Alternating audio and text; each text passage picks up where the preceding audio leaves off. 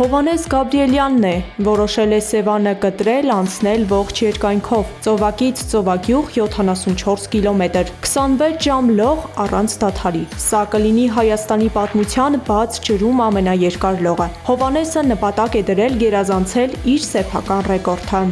Ամենաերկար լողը արդեն ֆիքսված է։ Դա եղել է անցած տարի իմ այդ մեկնարկը Սևանում, որը կազմեց 68 կիլոմետր,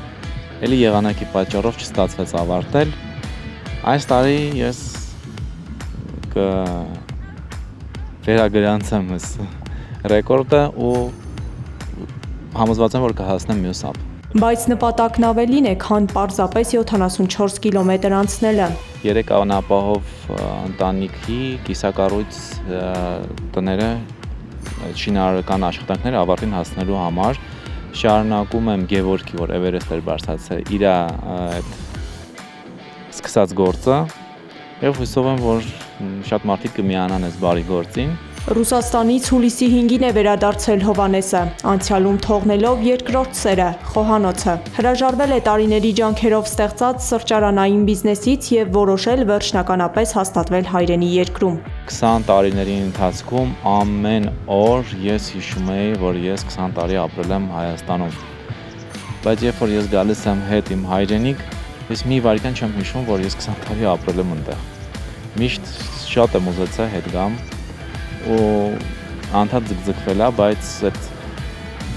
կարևոր այդ պահին սպասել պետք չի, պետք է մի օր վերցնել ու գալ ու վերջ։ Ոգեշնչել է նաև իր ընկերներին, գաստրոնոմիայի ոլորտում իր մտերիմներից Տարոնը որոշել է հետևել Հովհաննեսի օրինակին ու վերադառնալ, կյանքը շարունակել Հայաստանում։ 3200 կիլոմետր եմ կտրել եւ Տյումենից Հայաստան հասել, որ ընկերոջս հակառակ ափին դիմավոր եմ, պատմում է Տարոնը։ Ասում է, երբ առաջին անգամ իմացել է, որ ընկերը բաց լողով հատելու է Սևանը, ոգևորությամբ է արձագանքել։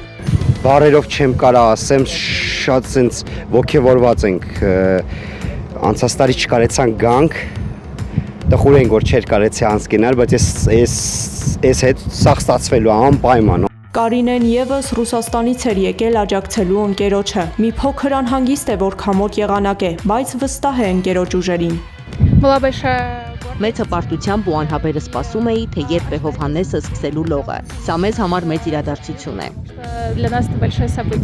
Նրան դեռ նախորդ տարի ուղեկցած բժիշկն ասում է, Հովհաննեսը լողը դադարեցրեց մեծ եւ փոքր սևանների հատման վայրում։ Պատճառը վատ եղանակն ու սառը ջուրն էին, օրգանիզմը չէր դիմացել։ Բայց այս անգամ գիտեն, ավելի կոփված է, հոգեպես ավելի պատրաստ։ Այո, ավելի կոփված է ու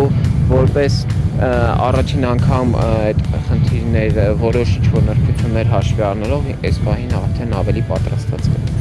Բժիշկը եւ փրկարար ծառայության խումբը նավակով ուղեկցելու են լողորդին ամբողջ ընթացքում։ Փրկարարն ասում է, այս անգամ էլ մտավախությունը մեծ եւ փոքր սևանների հատման վայրն է, քանի որ այդ վայրում քամոտ է, հոսքերը խառնվում են, ալիքներ ստեղծում, ինչը հյուծում է լողորդին։ Աստված մի առաստծե մեր օգնությունը պետք է, բայց պետք գալու դեպքում կողքն ենք լինելու, որպեսզի խնդիրներից եղող լինենք։ Ահա մոտենում է ժամը 3-ը։ Հովհաննեսը հագնում է մարզական հագուստը, լսում ընկերների եւ ընտանիքի աջակցող խոսքերն ու պատրաստվում սկսել լողը, որ կիսատ էր թողել նախորդ տարի։ Ճանապարհի որոշ հատված նրան ուղեկցելու է Գարուշ Մանուկյանը, որը բաց լողի մարզիկ է։